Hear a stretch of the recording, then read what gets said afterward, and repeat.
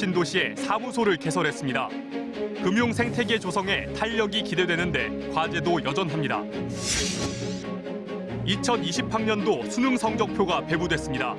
중위권 학생들의 경쟁이 치열할 것으로 분석됩니다. 무주 덕유산 자락에서 반달 가슴곰이 발견됐습니다. 지리산에서 옮겨간 것으로 추정되는데 서식 환경 조성과 등산객 안전 대책 등이 마련될 계획입니다.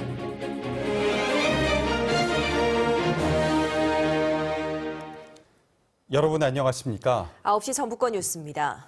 세계적인 수탁은행들에 이어 국내 금융투자회사가 오늘 전북 혁신도시에 사무소를 열었습니다. 국민연금을 중심으로 한 금융 생태계 조성에 탄력이 기대되는데 과제도 적지 않습니다. 보도에 서승신 기자입니다. 국내 금융투자회사 가운데 하나인 SK증권이 전북 혁신도시에 이른바 프론티어 오피스를 개설했습니다. 앞으로 국민연금공단을 상대로 법인 영업과 리서치, 글로벌 대체 투자 등의 협업 업무를 하게 됩니다. 사모펀드랄지 또 인프라나 부동산을 포함한 대체 투자 펀드, 그리고 또 해외 주식 채권 등을 포함한 기존의 자산용 등을 SK증권의 사무소 개설은 국내 금융투자회사가 전북 혁신도시에 입성한 첫 사례라는 데 의미가 있습니다. 현재 우리나라 금융투자회사는 모두 290여 곳, 대부분 여의도 중심의 금융생태계를 고집하고 있기 때문입니다. 앞서 글로벌 스탁은행 1위인 SSBT와 BNY 멜론이 둥지를 튼 가운데 새로운 전환점을 맞게 됐습니다. 다른 금융기관들의 이전을 촉진하고 전북 혁신도시가 자산운용 중심의 국제금융도시로 나아가는 데 큰 도움이 될 것입니다. 하지만 금융 생태계 조성에 여전히 과제도 많습니다. 정부 지원을 이끌어낼 제3금융중심지 지정은 여전히 한 발도 나아가지 못하고 있습니다. 수탁은행과 금융투자회사들을 계속 유치하기 위해선 금융타운 조성 등 인프라 구축이 필수적인데 더디기는 마찬가지입니다. 민자 부분에 희망하는 업체가 없기 때문에 우리 도 차원에서 오히려 더 절차를 신속하게 진행하고 오히려 더 많은 신뢰를 확보해가면서 한다면 더 성공적인 모습으로 금융센터가 건립될 것이다. 이렇게. SK증권에 이어 내일은 우리은행 자산 수탁이 전북 혁신도시에 사무소를 엽니다. KBS 뉴스 서승시입니다. 2020학년도 수능 성적표가 오늘 학생들에게 전달됐습니다. 불수능으로 불린 지난해만큼은 아니었지만 일부 과목이 어렵게 출제돼 중위권 학생들의 경쟁이 치열해질 것으로 보입니다. 조경모 기자입니다. 선생님이 이름을 부를 때마다 학생들이 긴장된 표정으로 수능 성적표를 받아듭니다. 점수를 확인한 순간 기대와 실망이 엇갈립니다. 어려워서 최저 못 맞출 줄 알았는데 보고 나니까 맞춰서 좀 만도가 되네요. 수학이 4등급인 줄 알았는데 5등급이 나와서 기분이 안 좋아요. 이번 수능에서는 수학과 탐구 영역이 상대적으로 어려웠다는 평가인데 수학 영역 점수가 올해 대입에서 변별력을 가를 것이라는 전망이 나오고 있습니다. 특히 중위권 학생들은 모의고사 때보다 등급이 더 떨어져 수능 최저 학력 기준을 요구하는 대학의 수시 불합격률이 높아질 수 있습니다. 중위권 친구들 같은 경우에는 일단은 작년에 비해서는 수능 최대 등급을 수시로 지원한 경우에는 수능 최대 등급을 맞추기가 조금은 어려워진 친구들도 많을 것 같습니다. 정시의 경우 대학마다 과목별 가중치와 표준 점수 적용 비율 등이 다르다 보니 유리한 전략을 세워야 합니다.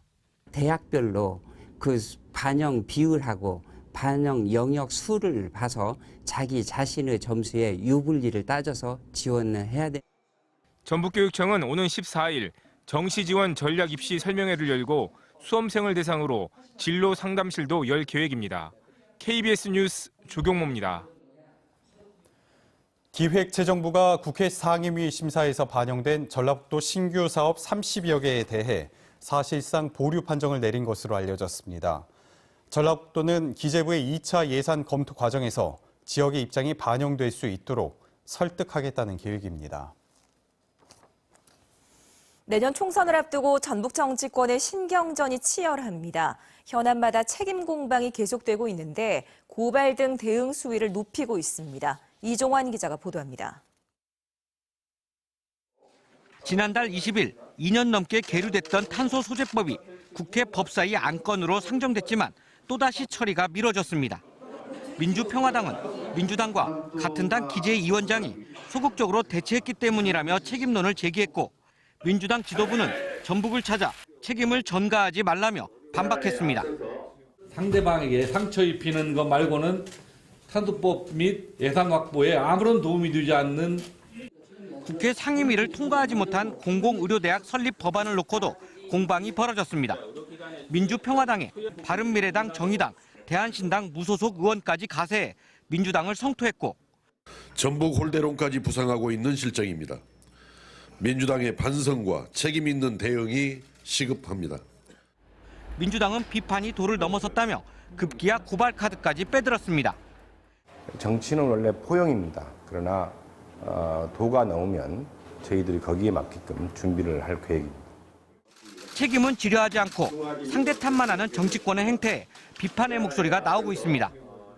그 책임을 서로 전가했을 때 그로 인해서 선거 결과에 지대한 영향을 받을 수밖에 없기 때문에 전북 현안을 둘러싼 양당 간 책임 공방이 계속되면서 정치권에 대한 도민들의 불신과 피로감은 갈수록 커지고 있습니다. KBS 뉴스 이종환입니다. 무주 덕유산 자락에서 멸종위기 야생생물 1급인 반달가슴곰이 서식하는 것으로 확인됐습니다. 지리산에서 백두대간을 따라 이동해온 것으로 추정되는데요.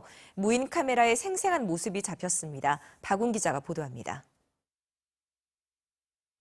반달가슴곰 한 마리가 나무 아래에서 땅을 파헤치며 먹이를 찾고 있습니다. 무인 카메라에 지난 9월 포착된 영상입니다. 무주 덕유산 자락에서 멸종위기 야생생물 1급인 반달가슴곰이 발견된 건 이번이 처음입니다. 환경부는 새끼와 성체의 중간 나이대인 아성체로 추정용 발신기를 착용한 흔적이 없어 자연에서 태어난 것으로 추정하고 있습니다. 지난 6월 장수군에서 발견된 반달가슴곰과는 다른 개체로 지리산 권역을 벗어나 백두대간을 따라 확산 또는 복원될 가능성이 큰 것으로 보고 있습니다. 반달가슴곰의 동면 시기인 12월 말 이전에 유전자 표본을 채취할 수 있도록 생포 덫과 목은 채취 덫을 설치하고 무인 카메라도 운영할 예정입니다.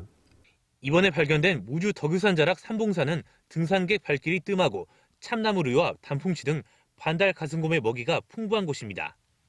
국립공원 생물종보전원과 협의하여 무풍면 삼봉산 일원에 대해서 올무텄 등을 수거토록 하고 주민들의 피해가 발생하지 않도록 안내판을 설치하는 등 환경부는 무주 삼봉산 일대에 반달가슴곰에 적합한 서식 환경을 조성하고 주민과 등산객의 안전 대책도 마련할 계획입니다. KBS 뉴스 박웅입니다.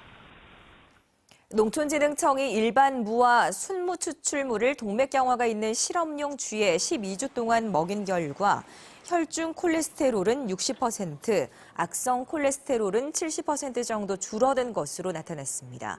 또 동맥경화로 인한 혈관 염증을 줄이고 혈관을 점차 확장시키는 효능도 입증됐다고 밝혔습니다. 완주군의회가 국민건강보험공단 완주지사 설치를 촉구하는 건의안을 채택했습니다. 완주군은 건강보험공단 지사가 있는 남원시나 김제시보다 인구가 10,000명가량 많은데도 지사가 없어 전주까지 가야 하는 불편을 겪고 있다고 주장했습니다. 완주군 헬기 노선 반대 대책위원회가 전주 항공대대의 헬기 운항을 중단해야 한다는 내용의 탄원서를 청와대와 국회, 국방부에 제출했습니다.